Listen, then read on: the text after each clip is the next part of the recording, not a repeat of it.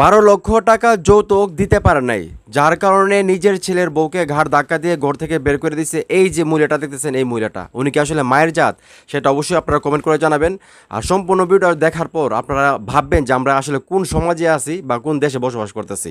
তার আগে একটা রিকোয়েস্ট, ভিডিওটা শেয়ার করে দেন যাতে সারা বাংলাদেশের মানুষ এই ভিডিওটা, এই মহিলাটাকে দেখতে পারে এবং তার বিচারের দাবি করতে পারে। তো ভিডিওটা দেখেন। 12 লক্ষ টাকা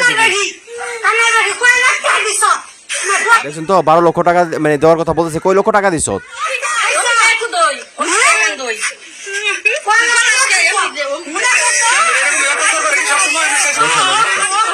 দেখছেন বউটা কিন্তু অনেক ছোট, দেন বয়স কিন্তু অনেক ছোট, বউটা দেখতে পারতেছেন অনেক ছোট, কান্না করতেছে কিন্তু সে।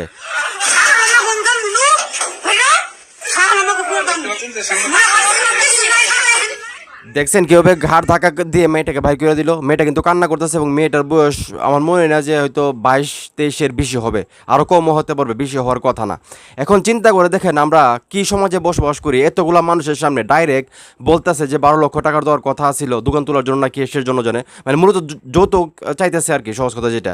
এখন এই মেয়েটা হয়তো যৌতুক দিতে পারতেছে না, তার পরিবারের হয়তো এত ক্ষমতা নাই এত টাকা যৌতুক দেওয়ার। এখন এই মেয়েটাকে ঘর থেকে বাইর করে দিতেছে এবং সে ওপেন চ্যালেঞ্জ করতেছে, ঠিক দেখতে পারতেছেন তো। তো এই মহিলাটার আমি মনে করি দৃষ্টান্তমূলক শাস্তি হওয়া উচিত, যাতে এই মহিলার শাস্তি দেখে যাতে অন্যান্য যারা শাশুড়ি আছে, যারা লুবি, যারা আসলে এইভাবে যৌতুক চায়, তাদের যাতে আসলে টনক নড়ে এবং তারা যাতে ভয় পায় যে বাংলাদেশে যৌতুকের শাস্তি আসলে এরকম হতে পারে। আর এই মহিলাটাকে যত দ্রুত সম্ভব আমি মনে করি আইনের আওতায় এনে মানে সবার সামনে প্রকাশ্যে ওনাকে শাস্তি দেওয়া উচিত, আমি যেটা মনে করি। এখন এই মুহূর্তে যারা ভিডিও দেখছেন আপনারা কি মনে করেন বা কী চান, এই মহিলাটাকে কী ধরনের শাস্তি দেওয়া উচিত বলে মনে করেন সেটা অবশ্যই কমেন্ট করে জানাবেন। এবং আপনাদের কাছে অনুরোধ থাকবে ভিডিওটা শেয়ার করেন যাতে সারা বাংলাদেশের মানুষ এই মহিলাটাকে চিনতে পারে এবং তার বিরুদ্ধে প্রতিবাদ করতে পারে এবং তার যাতে বিচার চাইতে পারে। আমি যেটা মনে করি ভিডিওটা এখানে শেষ করতেছি।